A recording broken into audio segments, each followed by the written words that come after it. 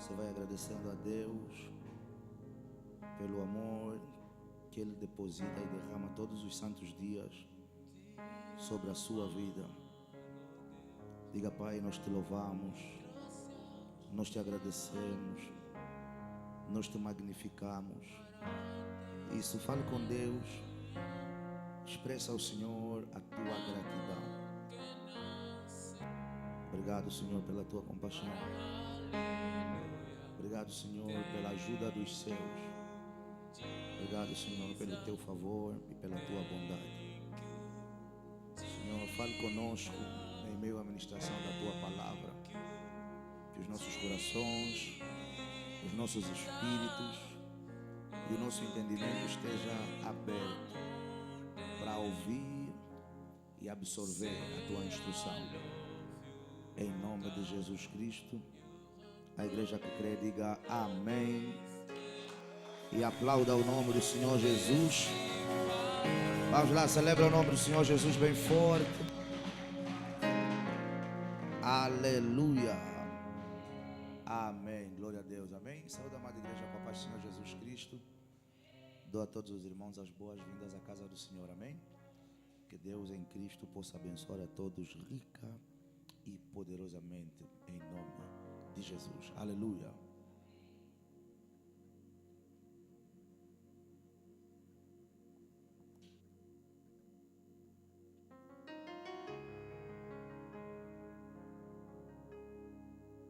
Vou dizer amém. Entro no nome de Jesus. Aleluia. Vamos lá. Nessa manhã eu vou pregar sentado, como é evidente, mas vai ser um culto abençoado de qualquer das formas. Amém?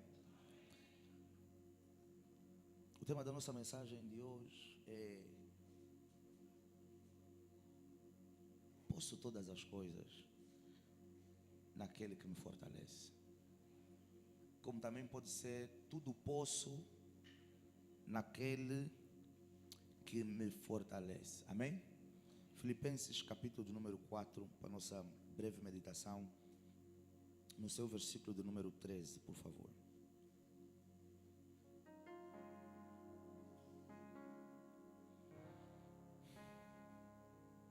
Filipenses 4, 13. Quem já lá está, diga amém. Abra mesmo a sua Bíblia, amém? Amém? Isso. Estava a cometer um pecado aqui. Não celebramos o NDM. Vamos celebrar pelo NDM. Isso.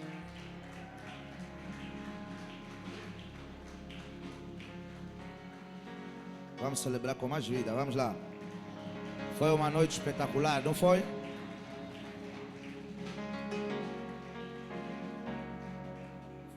Foi uma boa noite para aqueles que aqui tiveram. Foi uma boa noite.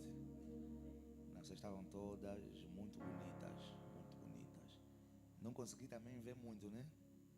Mas no pouco tempo que entrei aqui, gostei do que vi. Vocês estão de parabéns, amém?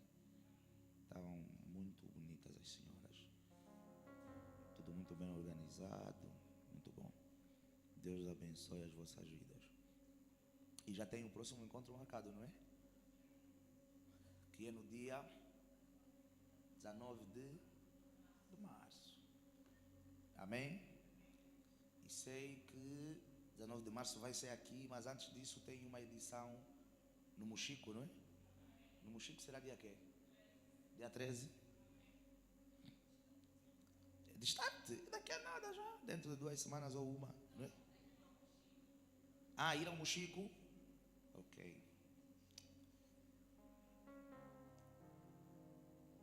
Quem quiser ir para o Mochico é só se alistar. Amém? Mas vamos lá, vamos falar sobre isso um pouquinho mais lá para o final.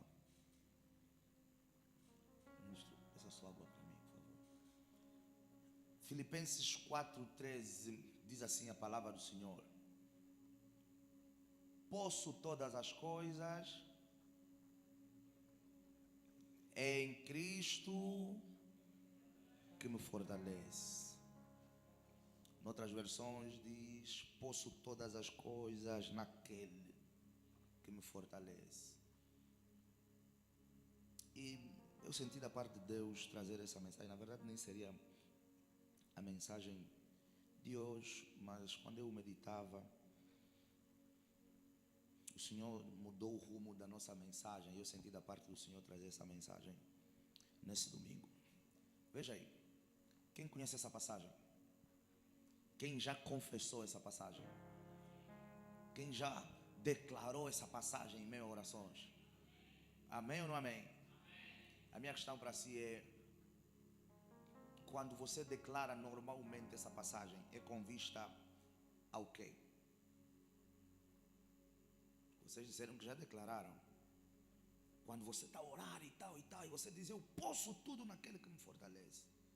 Normalmente o que é que você quer gerar?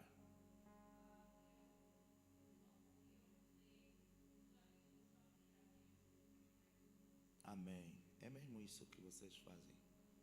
Ou seja, normalmente o cristão normal, o cristão comum, quando usa dessa passagem, falo no intuito de expressão de fé, de que eu vou conseguir essa cura. Hello?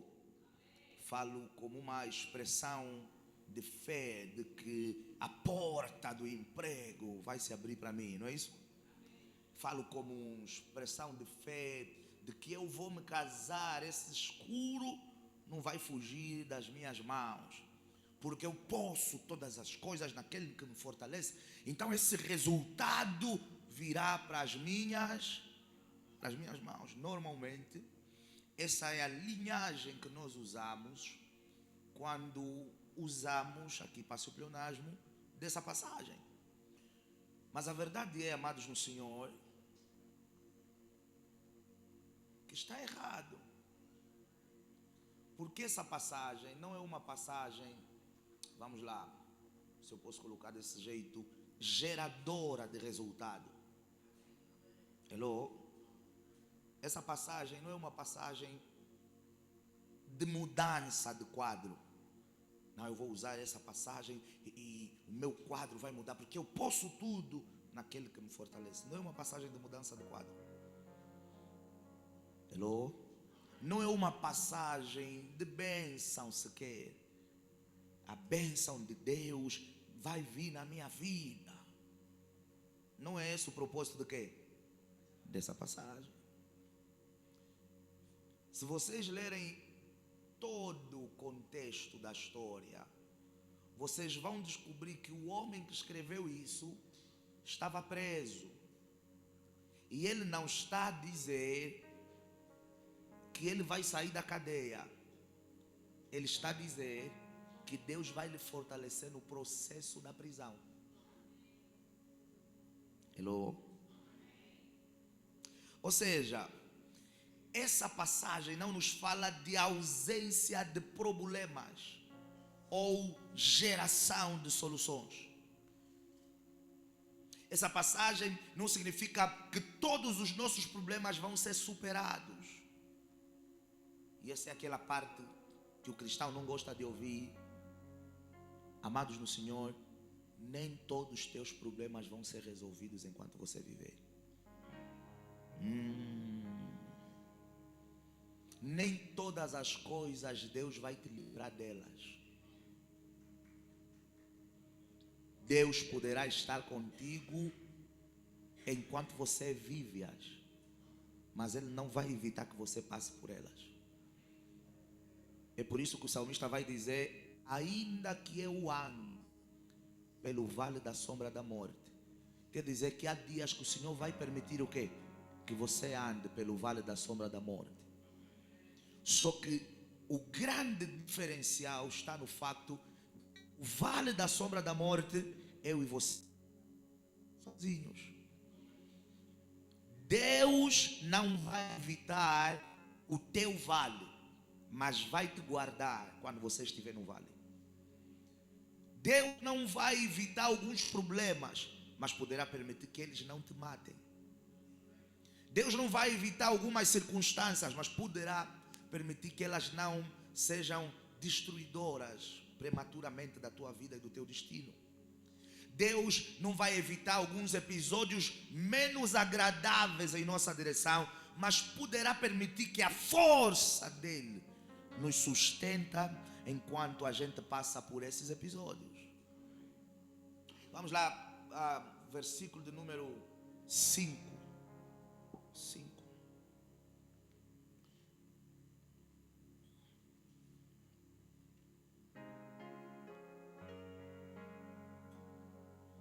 Versículo número 5, para trazer o contexto da história, e talvez vai ajudar você a perceber melhor.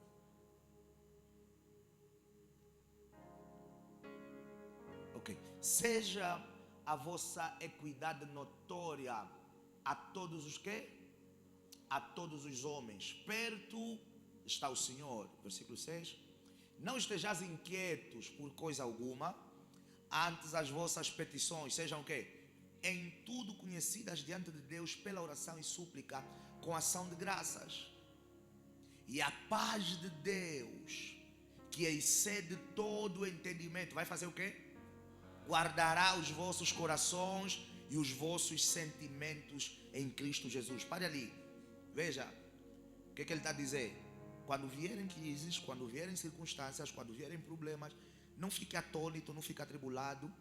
Ore a Deus, faça com que o seu problema seja conhecido por meio de oração, súplicas e ações de graças diante do trono da graça de Deus. E o que vai acontecer? Deus não vai te livrar do problema, mas Ele poderá fazer o quê? Te dar paz excedente. Deus poderá te dar paz que excede todo o entendimento e guardar os vossos corações. Tornem os vossos problemas conhecidos diante de Deus. Orem, rendam graças. E Ele não vai dizer, quando vocês fizerem isso, vocês vão ver que todos os vossos problemas vão desaparecer. Ele está a dizer que a primeira coisa que vai acontecer, e já falamos aqui nessa igreja várias vezes sobre isso, quando nós entramos na plataforma da oração e temos um tempo de oração de qualidade, o que normalmente acontece? Saímos da oração, o problema está lá, mas nós sentimos uma certa paz. Sentimos a restauração do ânimo, sentimos a restauração da alegria, sentimos a restauração do gozo, mas o problema continua lá. Paulo não está a falar para a igreja de Filipenses que o problema vai ser automaticamente resolvido. Ele nem sequer foca no problema, dizendo que você poderá viver com esse problema, mas viver em paz. Aleluia. Versículo de número 8. Isso, vamos celebrar o Senhor, vamos celebrar o Senhor.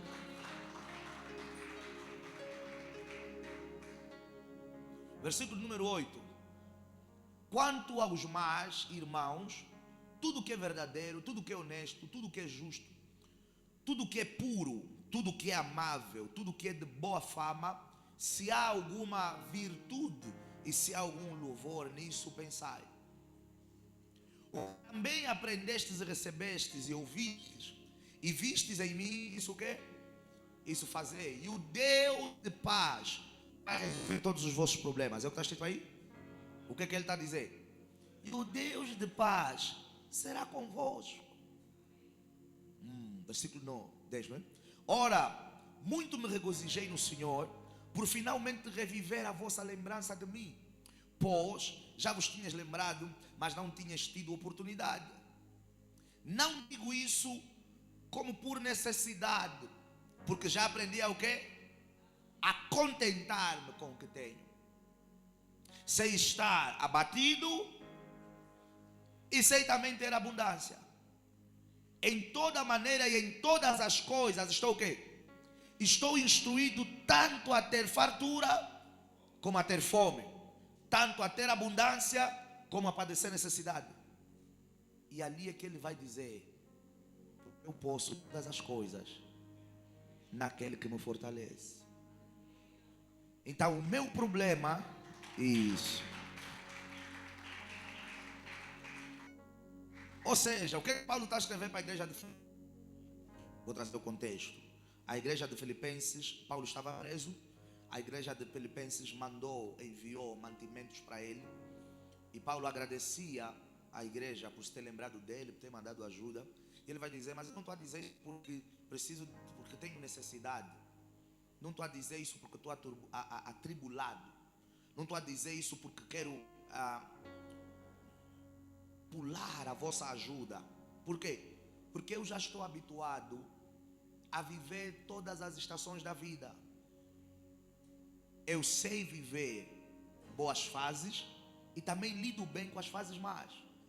E a razão pela qual eu lido bem com as fases más é que eu posso todas as coisas numa força maior que vem, eu posso todas as coisas por meio de uma força maior que vem e me gera fortalecimento. E essa força é a força que vem do nosso Senhor e Salvador Jesus Cristo.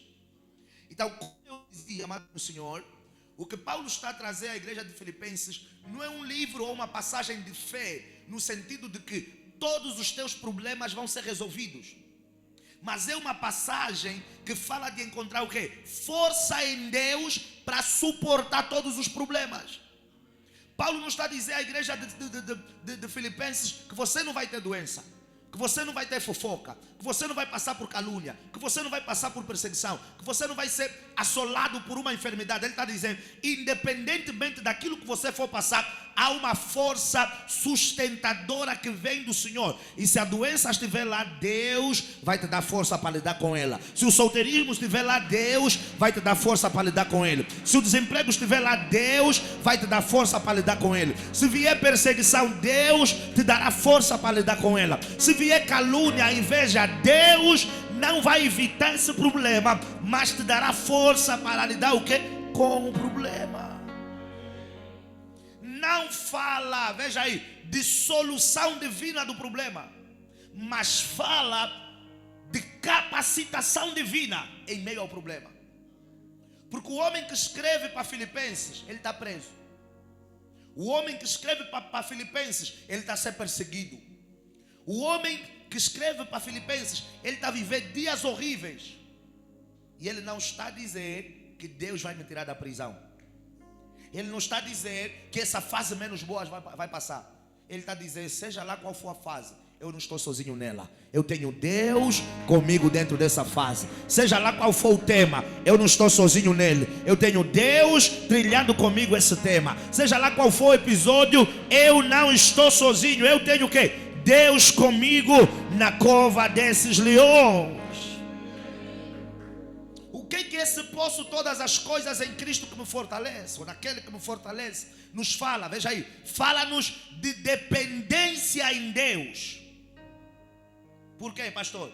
Porque a força que nos dá o sustento para lidarmos com todas as circunstâncias vem dele.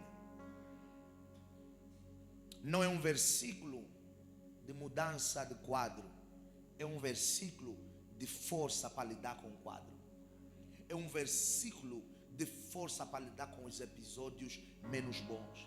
É um versículo, veja aí, que nos leva a confiar em Deus independentemente das circunstâncias.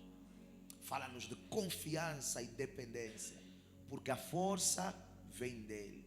E nós vimos nos versículos anteriores, não só vem a força dele, antes de vir a força veio o quê? A paz.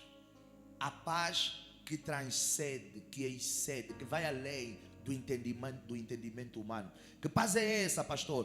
Todo mundo está atribulado com desemprego e você sente uma certa paz, você sabe que o quadro vai mudar. Todo mundo sabe que aquela doença é terminal, mas quando olhamos para ti, vemos que você sente uma paz. Você não está atribulado pelo quadro, pelo episódio que o médico declarou que você tem.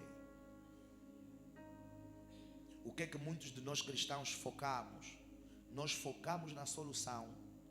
Só que nós sabemos, amados do Senhor, que Deus,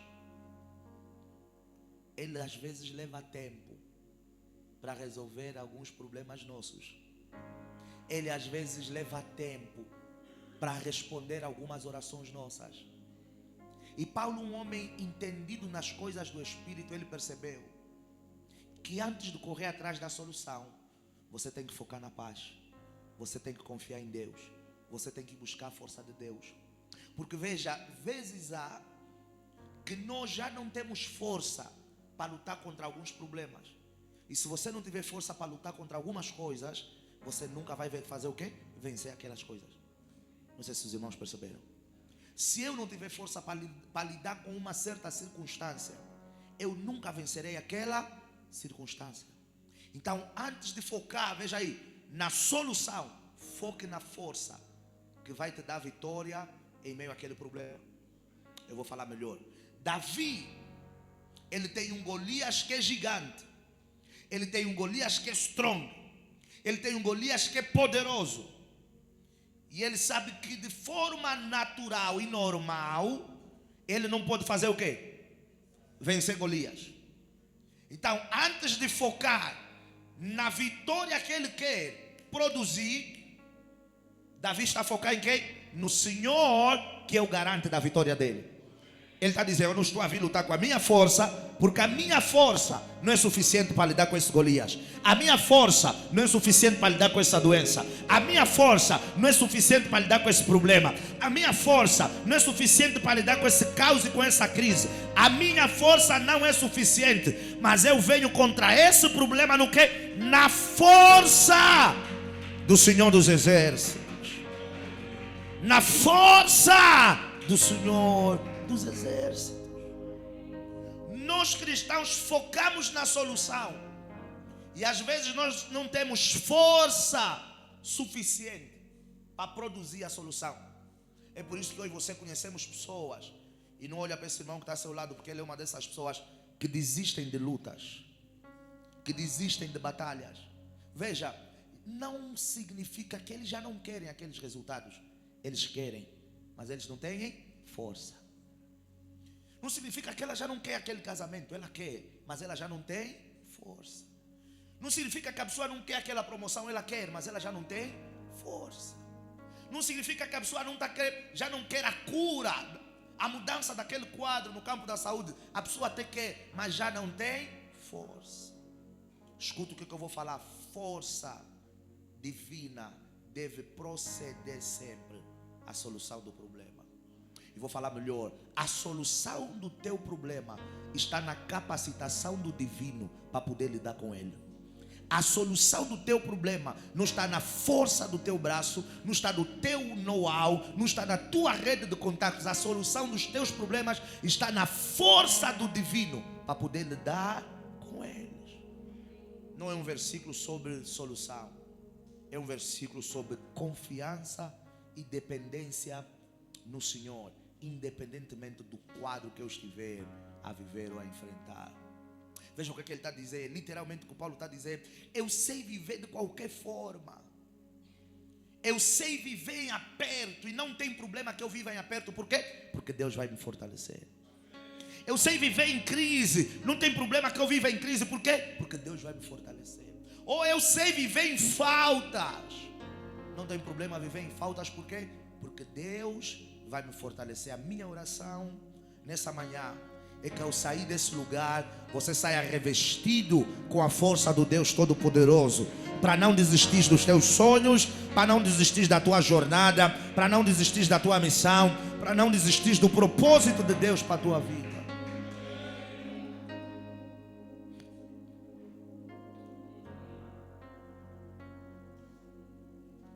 Amém? Força para não desistir. Então veja, eu fiz a pergunta no princípio do nosso culto. Normalmente quando nós usamos desse versículo, qual é o propósito? Ou qual é a visão? Tá, dá para pegar alguma coisa? Ok. Ou qual é a visão sobre a qual nós nos movemos em oração quando colocamos esse versículo? E nós falamos com fé. E sabe o que eu descobri? Que você pode ter fé na coisa errada. Você pode estar a colocar fé em algo que não vai te gerar o resultado que você espera. Imagina colocar fé nesse versículo: eu posso todas as coisas. E quando eu estou a falar isso, eu estou a pensar: o meu quadro vai mudar. Quando não é esse o propósito do versículo. O teu quadro nunca vai o quê? Mudar. Porque não é esse o propósito do versículo. Mudança do quadro. O propósito do versículo é ir buscar força para lidar com os quadros menos bons. Anote aí isso que eu vou falar, porque muitos de nós também pensamos isso. Muitos de nós pensamos que nós vamos vir para Jesus e nós já não vamos ter dores. Hello? Que nós já não vamos ter lutas. O evangelho do nosso Senhor Jesus Cristo não é um chamado à prosperidade. Hello? E vou falar aqui com cuidado. Não obstante que haja em Deus uma linha que você pode prosperar. Hello? O evangelho do nosso Senhor Jesus Cristo não é um chamado à prosperidade. Nessa jornada chamada evangelho, amados do Senhor, haverão lutas. Pensei que eu ouvi um amém. Haverão dores, haverão batalhas, haverão perseguições, haverão calúnias, haverão dissabores. Não é um chamado a quê? A prosperidade. Não obstante que há uma linha que te leva a prosperar. Mas esse não é o coração do evangelho do nosso Senhor Jesus Cristo. É por isso que o símbolo do evangelho não é, sabe, aquele squad do dólar. O símbolo do evangelho é o quê? É uma cruz. E quando nós falamos de cruz, no antigo tempo, a cruz representava o quê? Quem sabe? A cruz representava o quê? Morte. A cruz era uma pena, uma sentença que se dava para um certo tipo de criminosos ou malfeitores. A cruz não nasceu com Jesus. Quando Jesus veio, já se condenavam pessoas a morrer crucificados. Hello? Era uma das piores penas de morte. E normalmente eram os piores. Era normalmente a escorja da sociedade que era condenada a esse tipo de pena. Morte de cruz. Então a cruz, quando você olha para a cruz, ela está te dizendo que você está a ser chamado para morrer. Morte do ego, morte de alguns desejos. Hello? Alguns desejos que nós sabemos que não agradam ao Senhor. Morte de alguns comportamentos. Morte de algumas ações. Morte de algumas atitudes. Morte do velho homem. A cruz, e essa parte algumas pessoas não gostam, mas essa é a verdade. Você precisa perceber o que é aquilo que você faz parte. A cruz remete-nos a sofrimento. Hello? Quer dizer que no cristianismo, quando nós confessamos Jesus, buscamos Jesus, ouvimos a sua palavra, não há nenhuma, veja aí, garantia de que tudo na tua vida vai correr bem. É mentira. Não vai correr tudo bem. Ah, mas o pastor não é homem de fé. Eu sou um homem de fé. Mas todo homem de fé tem que ser um homem de verdade. Não há nenhuma garantia de que tudo na tua vida vai o quê? Correr bem. Mas há uma garantia que você vai conseguir lidar bem com as coisas, porque Deus é o Deus do fortalecimento. Ah, o amém podia ser mais alto.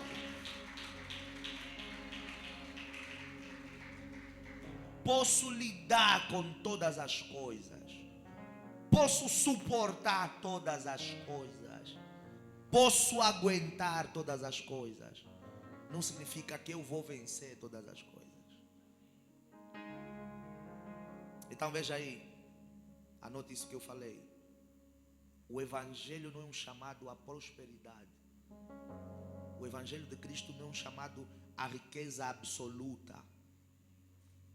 Nesse evangelho no qual eu e você fazemos parte, nós vamos experimentar dores, lutas, perseguição, calúnia, sofrimento. E infelizmente, nem todas elas nós vamos vencer. Isso não é para você ficar desmoralizado. Hello? Mas essa é a verdade do evangelho. Porque se você ficar com a ilusão de que tudo vai dar certo, e aqui vou tentar colocar de uma outra forma. Você pode ter a fé de que Deus pode fazer. E Deus pode fazer todas as coisas. Hello? Mas existirão processos que o próprio Deus vai querer que você passe por ele.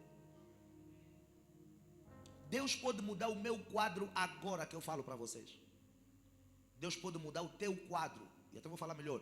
Todos os teus quadros, agora, todos. Mas existirão quadros que o próprio Senhor vai permitir que o quê? Que você passe por eles. Paulo, ele vai falar que ele tinha um espinho na carne. E ele orou a Deus. Ele fez o quê? Orou a Deus para tirar aquele espinho. E Deus não tirou aquele espinho. E Deus lhe disse: a minha graça te basta. E o quê? E o meu poder. O meu poder. O meu poder se aperfeiçoa nas tuas fraquezas. Paulo, não é na força do teu braço, mas é no sustento gerado pelo meu poder. No sustento gerado pelo meu poder. Então, quando as pessoas vêm para as igrejas, elas ouvem essa parte, que eu vou passar por lutas, eu vou passar, elas não gostam, mas a minha questão é, antes de você vir para Cristo, você já não tinha lutas? Quem está aqui, que vai dizer, antes de Jesus eu não tinha nenhuma luta na vida, levanta a mão. Todos nós, e aqui somos todos os maiores de idade, desde que nascemos até hoje, já foram várias batalhas travadas. Amém ou não amém? Você já é o Rambo de Cristo nessa fase. Só falta nós te darmos, como é que chama aquilo? A fita. Você já é o Chuck Norris, né? Você já é o Chuck Norris de Jesus. É muita batalha que você travou. Amém ou não amém? Você é o John Wick de Cristo. É muita luta que você travou. Sabe qual é a coisa mais bonita? É que em muitas delas pareciam que você morreria, parecia que você falharia, parecia que você fracassaria e parecia que elas acabariam contigo. Mas em algum momento algo em ti confiou no Senhor e olha, Deus te tirou daquele quadro horrível e te trouxe até aqui. Ouça, e se você confiar na força desse Deus, o Deus que te trouxe até aqui, Ele vai te levar além, além, além e cada vez mais além. Em nome de Jesus, me dá um amém. Lutas fazem parte do Evangelho. Perseguições fazem parte do Evangelho. Calúnias fazem parte do Evangelho. Dissabores fazem parte do Evangelho. Se nós estudar o livro de Atos, que é o livro que nos traz a narração do início da igreja primitiva, nós vamos descobrir, assim como Paulo, por exemplo, que vários apóstolos, por conta de seguirem o Evangelho, eles passaram por perseguições. A morte deles foi uma coisa assustadora. Nós tivemos apóstolos que morreram crucificados de cabeça para baixo. Nós tivemos apóstolos que foram cortados ao meio. Nós tivemos apóstolos que foram colocados num tambor de azeite quente. Nós tivemos, como Estevão, se a memória não me falha, apóstolos que foram apedrejados até a morte. E sabe o que eles fizeram? Eles não negaram Cristo. Eles foram até o fim. Porque a Bíblia fala que a nossa leve e momentânea tribulação não se compara com a glória que em nós há de ser revelada. As lutas que estamos a passar aqui não se comparam com o nível de glória que o Senhor tem na eternidade reservado para ti. E uma coisa bonita que eu vi em Atos capítulo número 5 é que no princípio, quando eles começaram a curar, quando eles começaram a libertar, quando eles começaram a salvar, a Bíblia fala que eles foram levados ao sinédrio e foram como é que se diz? É chicoteados, não é? É chicoteados? Atos 5:40. Eles foram levados ao sinédrio e eles apanharam surra por causa de Cristo. E parecem malucos, porque a Bíblia está a dizer que eles se regozijaram em padecerem por conta do Senhor. Os cristãos de hoje, eles só querem café com leite, rosinhas, açoitados, é essa a palavra. Vamos lá. Atos 5:40.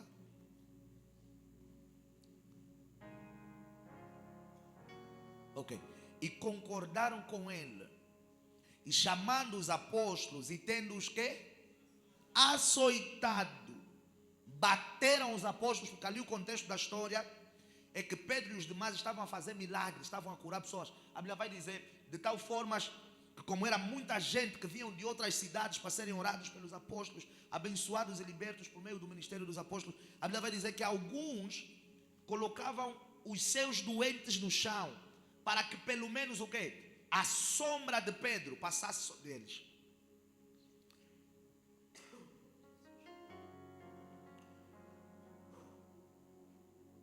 Para que pelo menos o quê? A sombra de Pedro passasse sobre eles.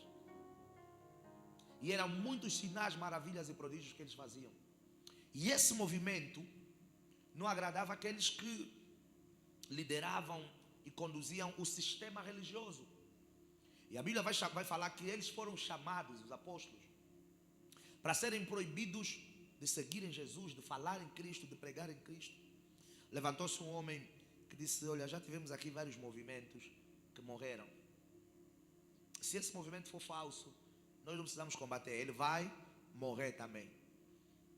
Então vamos deixá-los ir. Só que os homens, antes de deixá-los ir, o que é que eles fizeram? E concordaram com ele.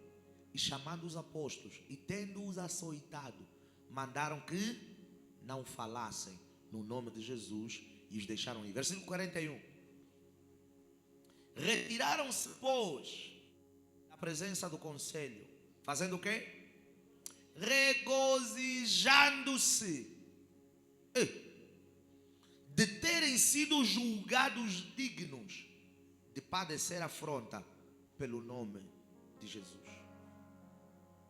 Precisa traduzir? Eles ficaram felizes.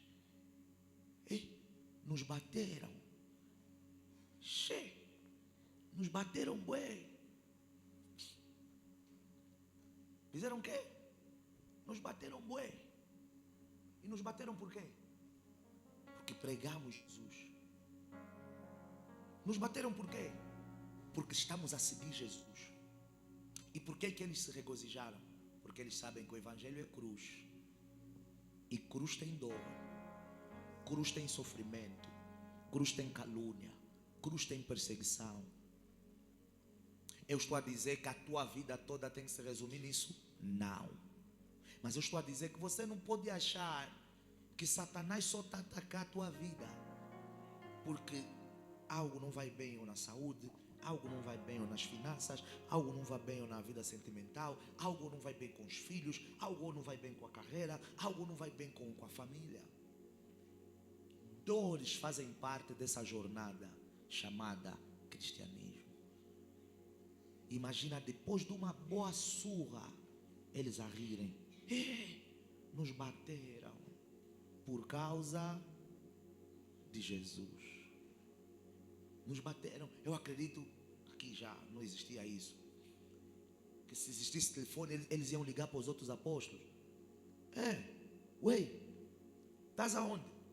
Já saímos. Como é que foi? Nos bateram, Nos bateram, mano. Mas nos bateram por causa de Jesus. O Evangelho. Nós estamos a...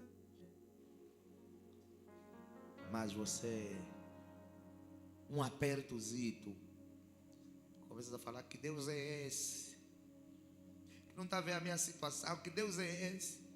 Eu que jejuei, acabei agora o jejum. E é assim que ele me responde. Tudo fica mais difícil. E as mulheres nessa parte dominam. Lamentar as mulheres. Qual é o mal? E elas associam tudo a um pecado que elas fizeram. Vocês já deram conta? Qual é o mal que eu fiz? Qual é o pecado que eu cometi para estar sofrendo assim? Quem foi que disse que é um pecado que você cometeu? Quem foi que disse que tem a ver com pecado? Se você confessou esse pecado, já não existe. Só que o acusador, ele vem te acusar e dizer: não, é porque você roubou, é porque você matou. São as coisas que você fez lá atrás. Quando a Bíblia está a dizer as coisas velhas já passaram. Deus não está a olhar para os teus erros do passado. Deus não te condena pelos erros do passado. Mas as mulheres, eu já ouvi várias, inclusive nessa igreja. Várias. Hello?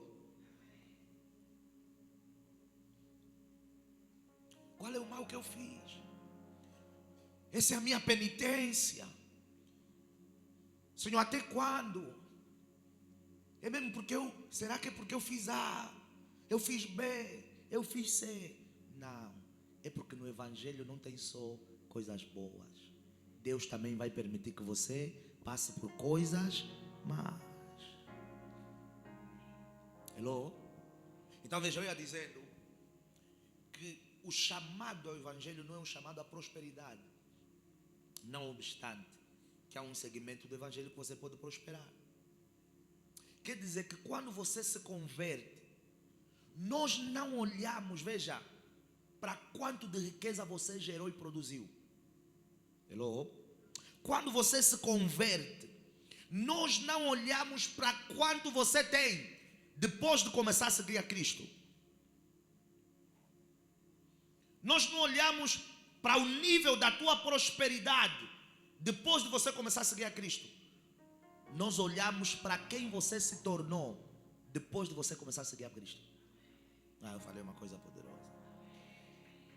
Nós não te avaliamos e não devemos avaliar ninguém depois da jornada com Cristo pela prosperidade financeira, pela prosperidade material. Mas nós avaliamos uma jornada saudável de um cristão pelo quanto que, veja, ele está a ser transformado na jornada com Cristo. O que é que ele está aberto a renunciar? O que é que ele já renunciou? O que é que ele já abriu mão? O que é que ele já está a transformar ou já transformou? Até porque, anote aí, provisão não significa aprovação divina. Hello? As pessoas mais ricas que você conhece são ímpias. Vocês estão aqui? As pessoas mais ricas que você conhece são mundanos. Amém ou não amém? As pessoas mais ricas que você conhece não são seguidores de Cristo. Amém ou não amém, igreja? Então, provisão financeira, recursos financeiros, não significa aprovação divina. Não é uma prova de que Deus, não é um sinal, desculpa, de que Deus aprovou todos os caminhos desse homem ou todos os caminhos dessa mulher. E eu posso vos dar um exemplo bem vivo, que é a história de Israel. Eles estão no deserto, eles têm maná, eles têm cordonizes, mas a todo tempo Deus quer fazer o que com o povo? Quer matar o povo. Não é isso? Ao ponto de Deus chegar a Moisés e dizer assim: Moisés, vou matar esse povo todo e depois vou suscitar uma nova nação para ti. E Moisés fez o quê? Disse: não, Senhor, arrependa-te disso que disseste. E o que aconteceu com o povo de Israel? Todos aqueles que saíram do Egito não entraram para Jericó, morreram na jornada. Hello? Deus de tempos em tempos vinha criticar o povo, que eram murmuradores por excesso, ingratos por excesso. Eles estão a ver o sobrenatural e eles estão a dizer: quem nos dera está no Egito. Eles estão livres e eles não estão a valorizar o que Deus está a fazer por eles. Você já parou para pensar? Nós estamos aqui dentro nesse momento e daqui a nada, chuva de comida, arroz, massa, filé mignon, picanha, maminha, entrecosto e etc, e etc. Você está aqui, daqui a nada está a cair lasanha. Você está aqui dentro e daqui a nada começa a cair bacalhau com natas. Vocês não estão falando mesmo. Vocês estão do time do fungo. Vocês estão aqui, está a cair fungo com mengueleca e peixe seco assado. Marasata calaros. Hello? Você está aqui dentro, está a cair calulu.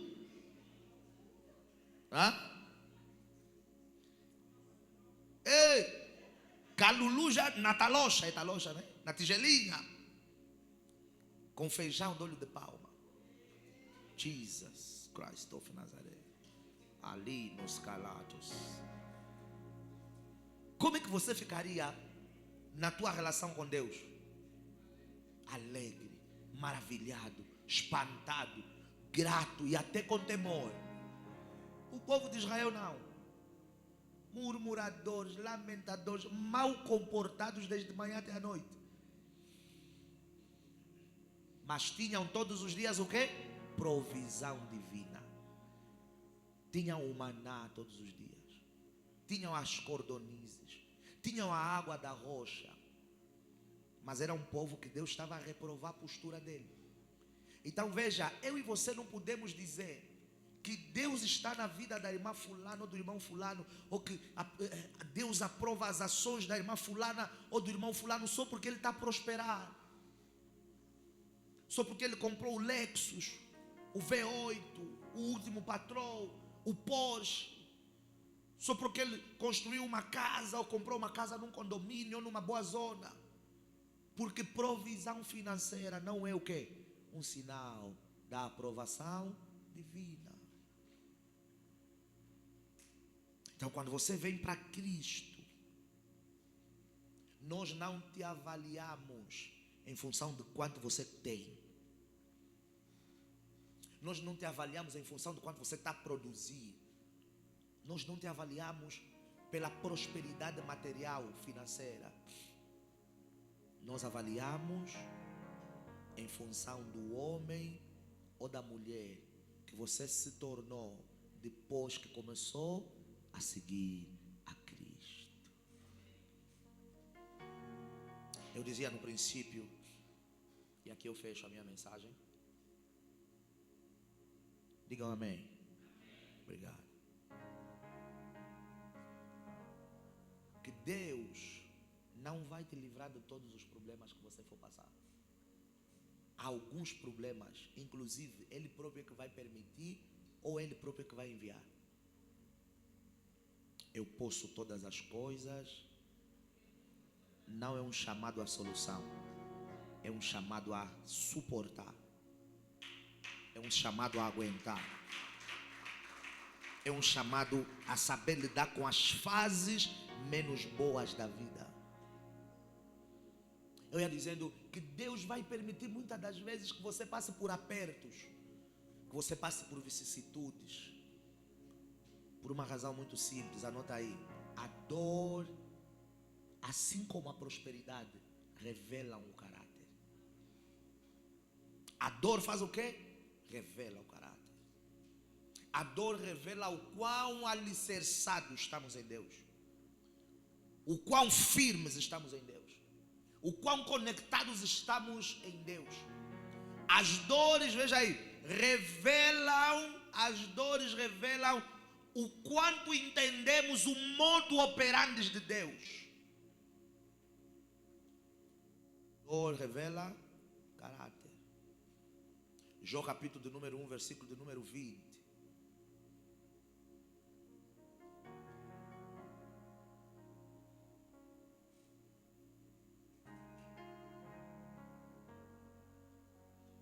Vamos lá.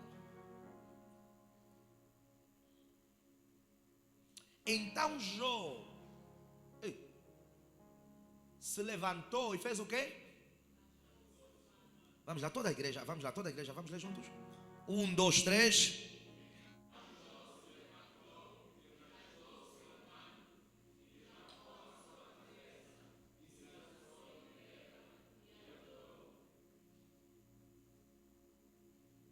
E disse: nu saí do ventre de minha mãe e nu tornarei para lá.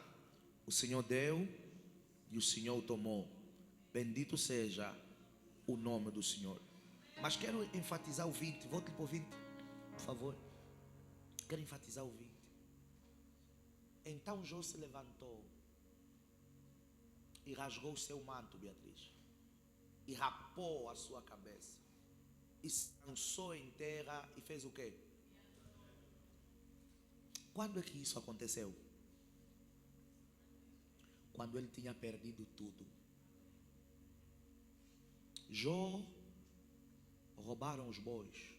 Jó roubaram os carneiros. Jó levaram as ovelhas. Jó levaram os camelos. Jó, todos os teus filhos morreram. E Jó não disse: que Deus é esse? Vejam o que eu vou falar.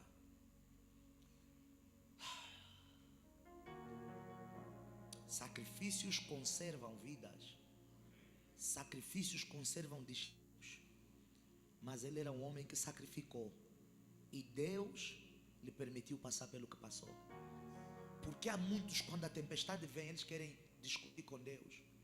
Eu dei meu carro na obra. Vendi minha casa na obra. Aqui ninguém fez isso, amém? Então sou. Amém? Senão vocês vão pensar já, quem é que deu o carro? Ainda ninguém fez, vou colocar assim. É só um exemplo. Eu vendi o meu carro pela obra. Eu dei o meu terreno para construírem lá a igreja, ou a escola da igreja. Eu dei 10 milhões de kwanzas para darem o sinal do templo. Eu comprei o terreno, porque tem igrejas que uma pessoa paga todo o terreno da igreja. Eu paguei todo o terreno. Começam a discutir com Deus, porque ele acha que como ele sacrificou bem, ele é especial. Hello? Que o que os outros passam, ele não pode passar. Vais passar também. Ou alguém falou amém? Fala para o seu irmão: vais passar, vais passar. Esse é pouco simpático. Fala para o do outro lado: vais passar também. Vais passar também. Ele era um homem de sacrifícios constantes. Eu não vou dizer diário para não exagerar, mas creio que ele era um homem de sacrifícios semanais. E presta atenção no que eu estou a falar. Eu não estou a falar de oferta. Eu estou a falar de sacrifício. São coisas completamente o quê? É o quê? Querem comunicar comigo? Se for, podem dizer. Ok. Ele era um homem de sacrifício. E o homem de sacrifício, diários, eu dizia, aliás, semanais, que eu creio, porque filho de rico é desbundeiro. Filho de rico não precisa de motivo para celebrar. Aliás, e nós vemos ali, não é? Que os filhos de Jó estavam sempre a fazer festa. Os filhos de rico gostam de um bom ambiente. E não precisa muita coisa, é comer com os amigos aqui, não é? O bolso permite. E a Bíblia vai falar que sempre que os filhos saíssem para ir para um ambiente, ele fazia o quê? Sacrificava. O homem de sacrifício recebeu uma notícia de que agora ele perdeu tudo. Só não perdeu a mulher, porque ela era parceira de Satanás. Porque a ordem de Deus era clara. Satanás toca em tudo. Deixou a mulher por quê? Porque ele sabia: essa aqui vai trabalhar para mim. Cuidado em manter na tua vida pessoas que estão a trabalhar para o capiroto.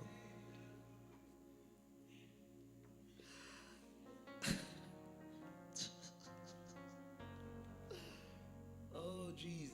Veja aí.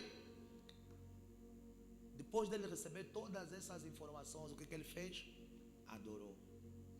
Adorou em meio às dores. Adorou em meio à falta.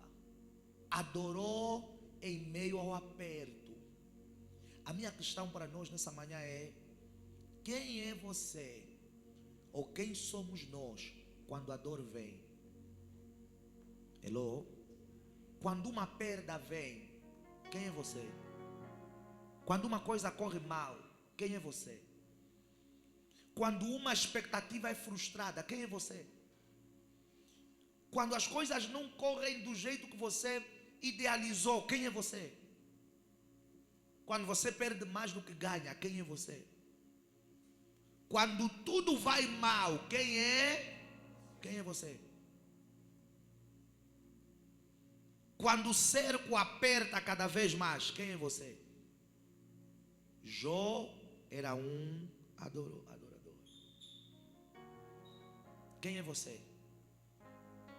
Quando você experimenta um despedimento, quando você experimenta uma perda, quando você experimenta um acidente, quando você experimenta uma burla, quando você é decepcionado, defraudado, traído pelas pessoas à tua volta, quando aquela porta, porque Jó ele podia dizer: Senhor, mas eu sacrifiquei para conservar os meus filhos.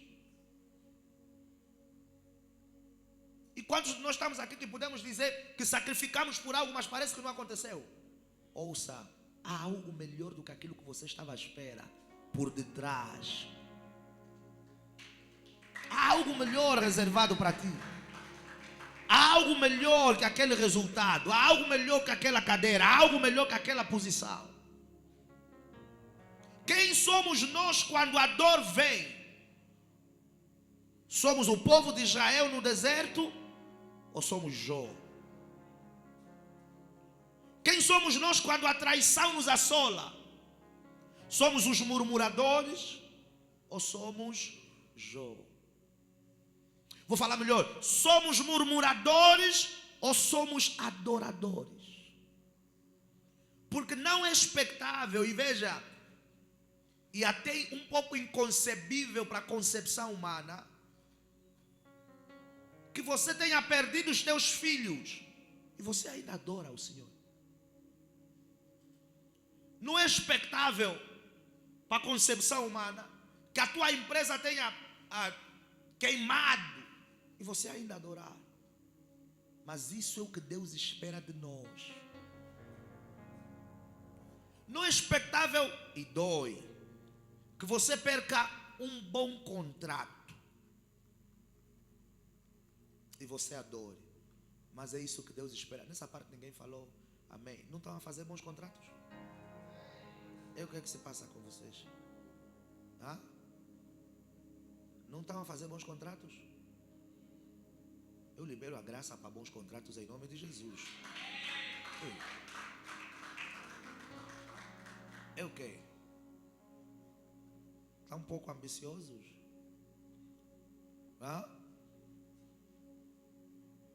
E no final ele vai dizer: Deus me deu, Deus tomou, bendito seja o nome do Senhor. A Ele a glória, a Ele a glória e o louvor. Quem sou eu quando eu perco um bom contrato? Quem é você? Eu sei que dói. Você vai para uma entrevista de emprego e parece que estava a correr tudo bem. Você já sabia, aquela cadeira é minha. E quando a chamada vem, porque há empresas que fazem isso, eles ligam para te dizer que você não foi escolhido. E você já gravou o número da empresa. Recursos Humanos AGT, Recursos Humanos Unitel, Banco Bay, Sonagol, Ministério das Finanças. Você já gravou o número e você está na fé de que aquela cadeira é minha. A questão é, quando a chamada vem, ao invés deles dizerem Dona Fulana, Senhor Fulano, você passou, eles te dizem: infelizmente, nós estamos ligando para comunicar que o senhor ou a senhora não foi aprovada. Quem é você quando uma chamada dessa natureza vem em tua direção? Eu já vi pessoas que desapareceram da igreja por conta de perdas. Hello? Porque se decepcionaram com algo que correu mal. Por quê? Porque são cristãos que andam com a convicção de que em Deus tudo vai correr bem. Ouça, em Deus muitas das vezes para tudo correr bem, vai correr primeiro mal. Vai correr primeiro mal. Porque há fases que o Senhor nos prova, nos lapida, nos forma, nos molda. E eu quero que você saiba que toda promoção em Deus vai nos levar para um certo nível de aperto. Ninguém nunca será divinamente promovido sem passar pelo vale da sombra da morte. Toda vez que Daniel experimentou uma promoção, veio calúnia, veio perseguição, veio aperto. Sadraque e Mesaque, quando foram promovidos, veio calúnia, veio fornalha, veio aperto. Jesus, quando foi promovido, esteve na cruz crucificado e morreu e ressuscitou durante 3 dias. Toda vez, escute isso, amado irmão e amada irmã, que Deus quiser gerar promoção para a tua vida, Ele vai gerar provação. Ele vai gerar algum aperto. Ele vai permitir algum aperto. O que é que aconteceu com o homem Jó? Nós conhecemos a história. Lá mais para frente, Deus lhe restaurou em 2 vezes mais tudo aquilo que ele perdeu nessa fase. Por quê? Porque Jó não murmurou, não lamentou. Jó conhecia, veja, os protocolos do divino, conhecia a mente de Deus, sabia como Deus operava. Jó sabia que no relacionamento com Deus não vai ser só, veja aí, rosas, não vai ser só pina colada. Vão ter dias que você vai experimentar cura tudo. Oh, e quem já passou por essa experiência sabe o quão horrível.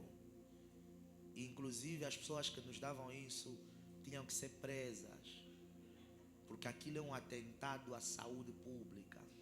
Ei, hello? Aquilo era mesmo, por isso é que os micróbios morriam. Eles não aguentavam, eles falavam: eu saio daqui. Por um caminho vim, por 7 vou procurar sair. Quem já tomou cura tudo aqui?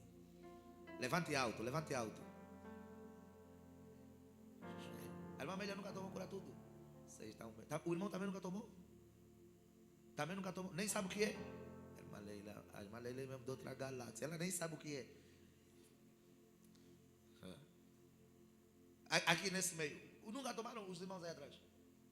O Aloysio já, né? Nunca tomou cura tudo? Aqui no meio, quem já tomou? Poucas pessoas, graças a Deus. Vocês sofreram um pouco. Deus vos ama. Ei, Deus vos ama. Aqui. Quem já tomou? Ok. Deula nunca tomou? Márcia também não? Ei.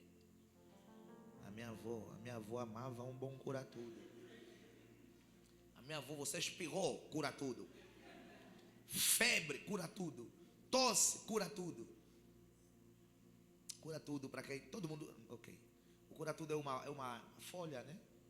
É um pau qualquer que não gera fruto. Não, gera umas coisitas. Olha, é aquele pau que estava aqui em frente, no NDM. Isso. Aquela brincadeira, lavavam, depois ferviam e te diziam: bebe. E não era pouco, era um copo bem grande. Ah? Pisavam para fazer o quê? Mas essa parte de pisar é só você, meu irmão. Nós não. Nós não pisávamos. Nós não pisávamos. Amém? Você tomava um cura tudo de manhã, à noite já estava a jogar futebol. Ei! Então veja, Jó sabia que a jornada com Deus, ela vai te proporcionar momentos maravilhosos, espetaculares. Deus vai nos dar vários motivos para celebrar, para glorificar, para magnificar. Mas haverá dias, amados no Senhor, que você não vai perceber o porquê que aquilo está acontecendo contigo. E sabe qual é o pior? É quando você sabe que você está a andar bem diante dos olhos de Deus. Por quê? Porque a utopia que desenvolvemos é essa ideia de que eu estou a andar bem diante de Deus, então eu não vou passar por problemas nenhum. Vais passar. A utopia que nós desenvolvemos é a de que eu não estou a adulterar, eu não estou a fornicar, eu não sou fofoqueiro, eu não sou caluniador, eu não sou invejoso, eu não estou a levantar falso testemunho contra as pessoas à minha volta, logo tudo vai correr bem. Isso é aquilo, veja, isso é aquilo que no Evangelho nós chamamos de justiça própria. E os meus e teus resultados não estão assentes na nossa capacidade, na nossa justiça própria. Porque senão Jó, dá para colocar o versículo 1, versículo número 1 bem rápido.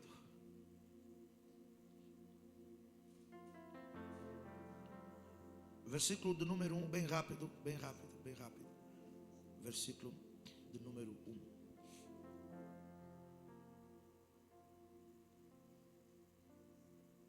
Veja aí, havia um homem na terra de Uz, cujo nome era Jó, e era este homem íntegro, reto e temente a Deus. E ele fazia o quê?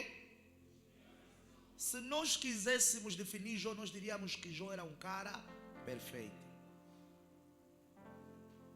Era íntegro, reto e desviava-se do mal.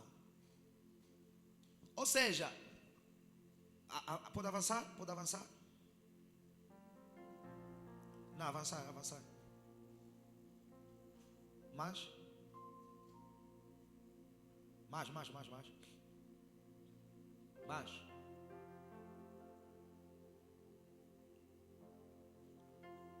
8, vai para 8, vai para 8.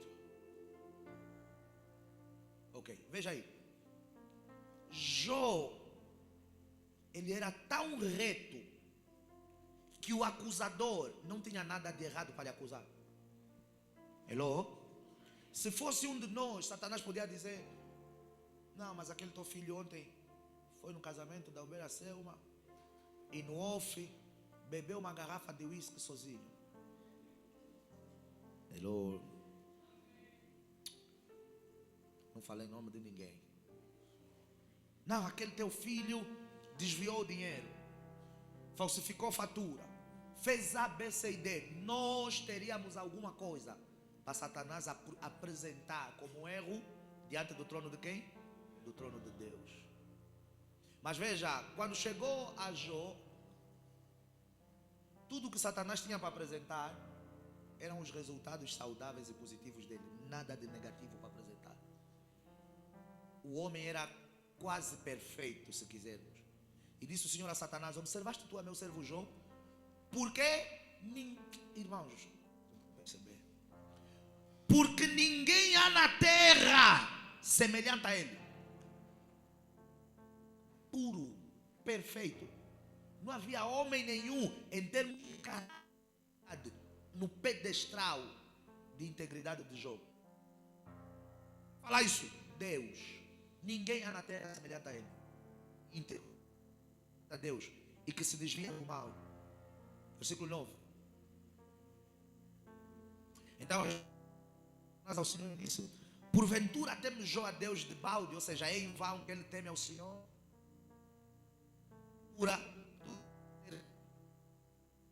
Cercaste de sebe a ele e a tudo quanto, e a obra das suas mãos abençoaste, e o seu gado se tem aumentado na terra. Ou seja, Satanás não tinha nada para falar contra Jó. Tudo que ele estava falando de Jó era a favor de Jó. Perfeito. Ele é rico, ele tem gado. Satanás, nem nos próprios filhos Satanás conseguiu falar. Os filhos dele são desbundeiros e tal e tal e tal. Não havia nada para dizer o que, amados no Senhor, que vão ter vezes que você vai estar na melhor fase espiritual da tua vida e problemas vão te visitar. Vão ter vezes que você vai estar fazendo renúncias sérias para se alinhar bem com Deus e tempestades vão bater a tua porta. Vão ter vezes que você vai renunciar a tudo que você sabe que o Senhor abomina e ainda assim lutas virão em tua direção. Nós começamos falando de Paulo. A minha questão para vocês: o que é que Paulo cometeu de errado? Se renunciou. Renunciou a perseguir a igreja. Renunciou ao Império Romano. Renunciou a ser inimigo da igreja. Se tornou apóstolo de Cristo. Estava a pregar para a salvação de pessoas. Quando ele ficou perfeito, Deus lhe colocou na cadeia. Ou permitiu que ele fosse. Literalmente os dias daquele homem terminaram em prisão. Literalmente. Naufrágios, prisões, julgamentos e tal e tal. Mas era um homem que buscava a Deus, que temia a Deus, que tinha alinhado os seus caminhos. A jornada em Cristo não é um chamado, veja, a viver sem dores. E as dores que você está a viver, tira da tua cabeça que é consequência de erros que você cometeu. Faz parte da jornada, faz parte do cristianismo, faz parte da missão. Está tudo bem e o nosso Deus, Ele vai te fortalecer nessa crise.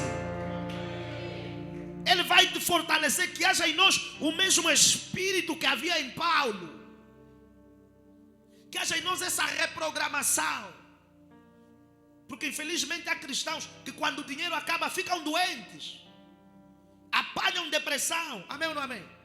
Apanham depressão. Não conseguem comer, não conseguem se levantar. Há cristãos que o parceiro lhe deixa, ela quer cortar os pulsos, quer cortar a garganta, e algumas ainda perguntam: aonde é que está esse Deus? Está mesmo ali contigo no vale da sombra da morte. Isso não é questão para você fazer. Você já tinha que ter essa consciência ativa em ti. Não importa onde eu estou, se é na fornalha, Ele está comigo e vai me dar força para suportar. Se é na cova, Ele está comigo e vai me dar força para suportar. Se é na cruz, Ele está comigo e vai me dar força para suportar. Se é no vale da sombra da morte, Ele está comigo e vai me dar força para suportar.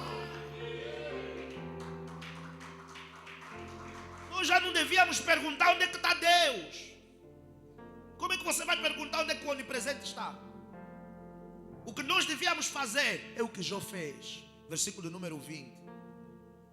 Prostrar-nos, levantar as mãos e dizer: Senhor, independentemente da minha situação, Tu continuas sendo digno de honra, de louvor e de adoração. Pai, independentemente desse contrato não ter dado certo, Tu ainda és Deus e receba o louvor. Pai, independentemente desse relacionamento não ter funcionado, isso não vai impedir que eu te adore. Pai, independentemente dessa calúnia, dessa traição, dessa perda, Tu és o meu Deus, o Deus da minha vida, o Deus da minha esperança, minha confiança, minha dependência. Eu te adoro e continuamente o farei. Senhor, independentemente do quadro, Tu és digno de honra, Tu és digno de louvor, Tu és digno de adoração, porque Tu estás aqui comigo. A pergunta já não pode ser: aonde é que está Deus? A pergunta já não pode ser: será que Deus não está vendo para passar? Será que Deus é o que Jó estava a passar? Será que Deus não estava a ver o que o povo de Israel estava a passar no Egito? Do Egito, que tinham a promessa que sofreriam 400 anos. Deus disse a José que o engrandeceria, mas não disse a José que sofreria 16, 17 anos para viver o que Deus tinha apontado para a vida dele. A minha questão é: quando os irmãos lhe traíram, Deus não estava a ver? Quando foi comprado como escravo, Deus não estava a ver? Quando a mulher de Potifar levantou a calúnia, Deus não estava a ver? Quando ele é colocado na cadeia e fica mais de 3, 4 anos lá, Deus não estava a ver? Deus está a ver tudo. A diferença entre nós e os outros é que nós achamos que Deus não está no vale conosco, quando Deus às vezes é que nos colocou nesse vale para te treinar, para te moldar, para trabalhar nos níveis da tua confiança e dependência nele, para te ensinar a colocar os olhos mais nele do que nos homens, mais nele do que nos sistemas, mais nele do que nas regras, mais nele do que nas leis.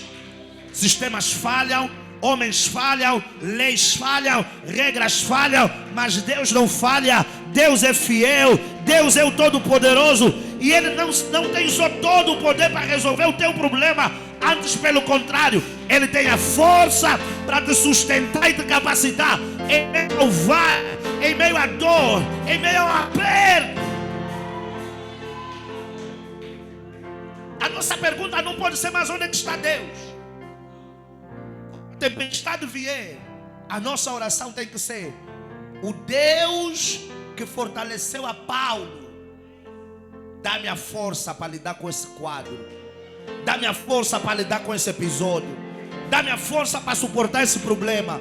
Não. A nossa pergunta não tem que ser: aonde é que o Senhor está? A nossa voz, quando se abrir, tem que ser: Senhor, eu te louvo porque eu sei que Tu estás comigo. Eu sei que eu não estou só. Eu sei que eu não estou sozinho. Eu sei que Tu estás comigo nessa situação.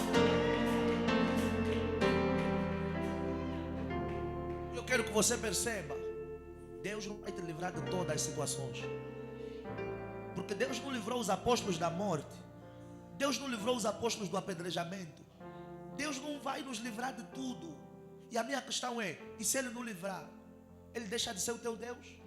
Se Ele não fizer, você vai deixar de adorar, você vai deixar de confiar, você vai deixar de crer, você vai deixar de servir, você vai deixar de buscar, porque as coisas não estão a correr bem.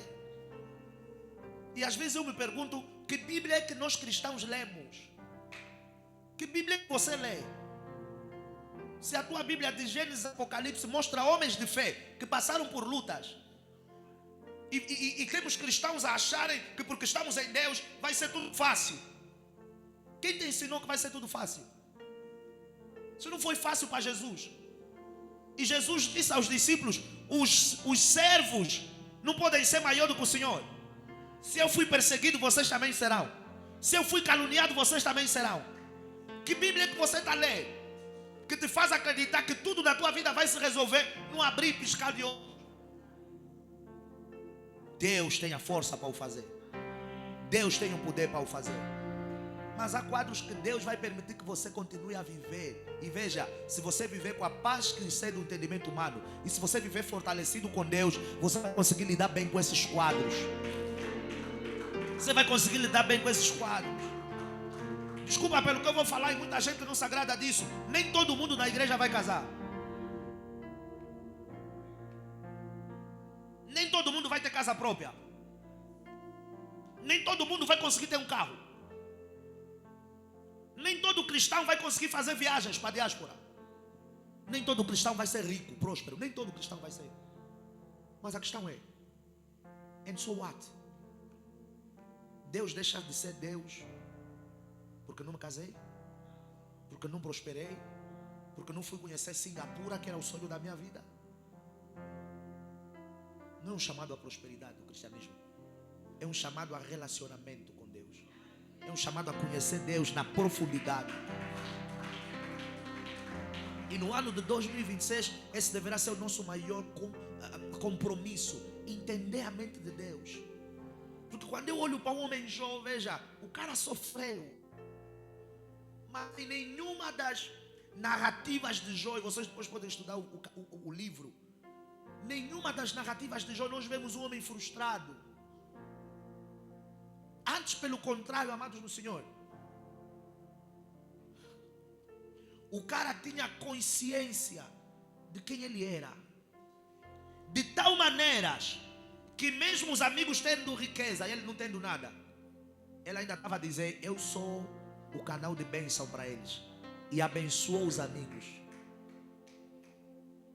Jó é que orou pelos seus, é que abençoou, se colocava, veja, na brecha intercessoramente pelos seus.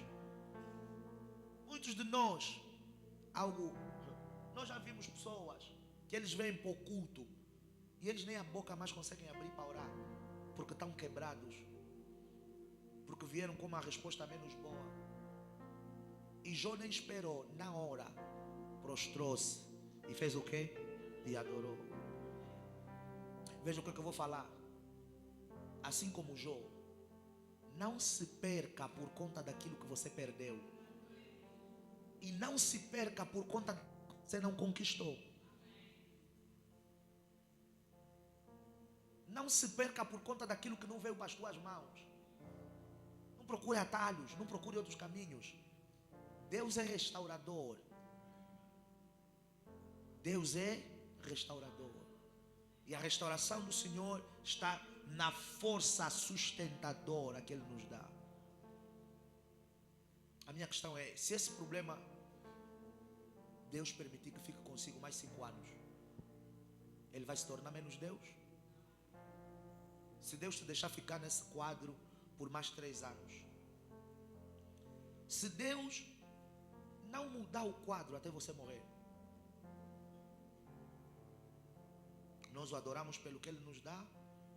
Nós o adoramos porque Ele nos proporciona? Ou nós o adoramos por causa do privilégio do relacionamento, de o podermos adorar?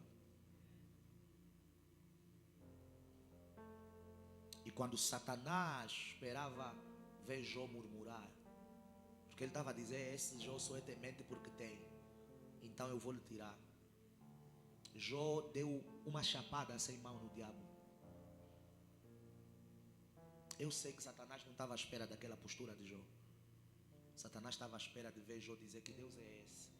Senhor, lembra-te dos meus sacrifícios. Senhor, eu que ofertei. Senhor, eu que fiz. Jó não falou nada disso. Adorou a Deus. Mesmo quando o quadro parecia que ia piorar, com uma mulher tola à volta dele, ele nunca falou mal do Deus dele. Adorou a Deus. Manteve-se leal. Manteve-se firme. Por quê, pastor? Porque Deus é quem o fortalecia. Coloque-se em pé no nome de Jesus. Levanta as tuas mãos.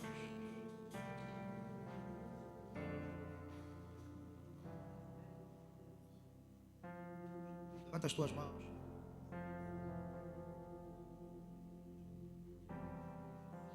Deus me deu, Deus tirou. Bendito seja o nome do Senhor. Levanta as tuas mãos. A Ele a glória, a Ele a glória.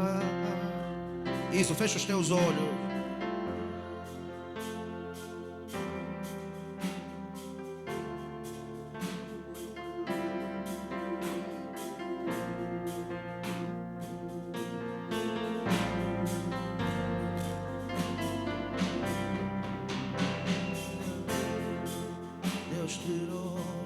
Bendito seja o nome do Senhor. A Ele a glória, a Ele a glória e o louvor. A Ele a glória.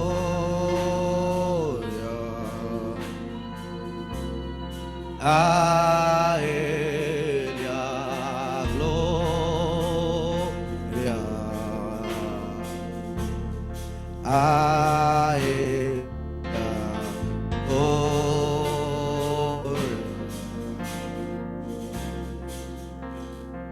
e o louvor.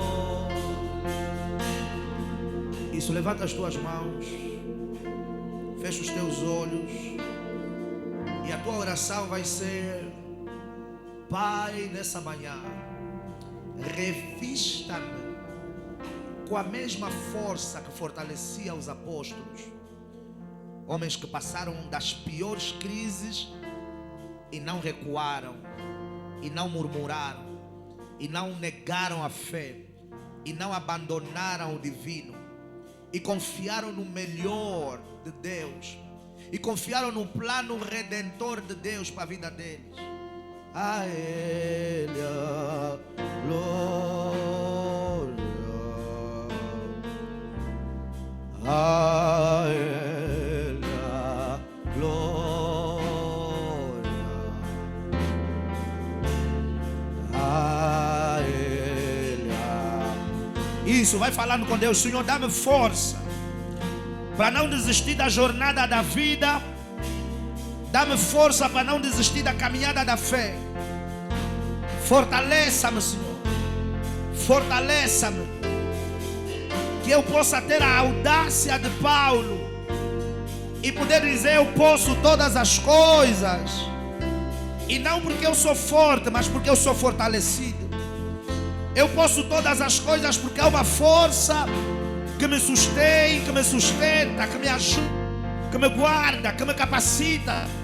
Pai, fortaleça-me e batiza-me com a paz. A paz vai ser do entendimento humano.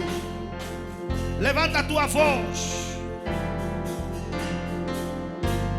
Não permita que eu desista da fé, da jornada, dos sonhos, das metas, do propósito, da missão. Senhor, dá-me força, dá-me ânimo e dá-me paz em meio às lutas, em meio às dores, em meio às calúnias, em meio às questões, em meio à fofoca, em meio à doença, em meio à falta, em meio ao aperto. Pai, dá-me sabedoria, dá-me paz e dá-me força.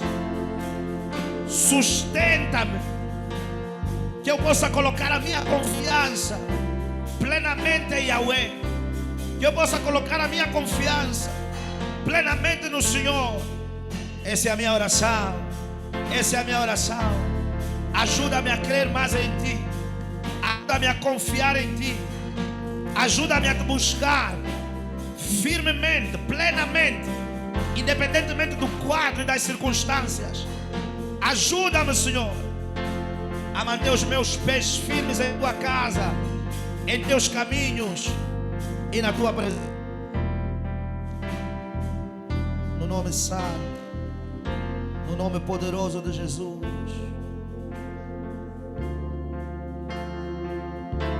Isso, vai falando com Ele. Vai falando com Ele. Vai falando com Ele. Vamos. Deus fizer, Ele é Deus. Força para aguentar os dias maus. Ele é Deus. Não permita desviar nem para a esquerda, nem para a direita. Deus. Não me permita corromper. Continua sendo Em paz. Se a doença vier, Força e Ele paz é Deus. para lidar com os dias maus. Ele é Deus. Isso, levanta as tuas Se mãos. tudo der certo, Ele é Deus. Mas se não der, continua sendo Deus. Se Deus fizer, Ele é Deus. Se não fizer, Ele é Deus.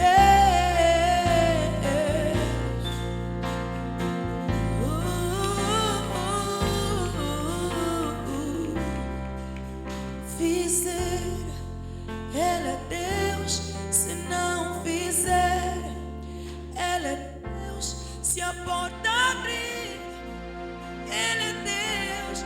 Mas se fechar, se a doença vier, se curado for, se tudo der certo, mas se não der, se Deus fizer, se não fizer, se a porta abrir, mas se fechar, se a doença vier, se curar,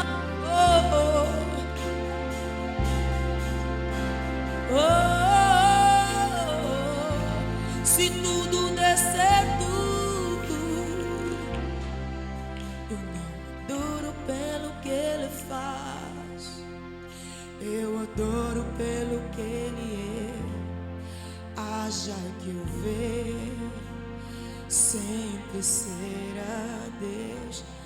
Só vocês eu adoro, eu não adoro pelo que Ele faz, eu adoro pelo que Ele.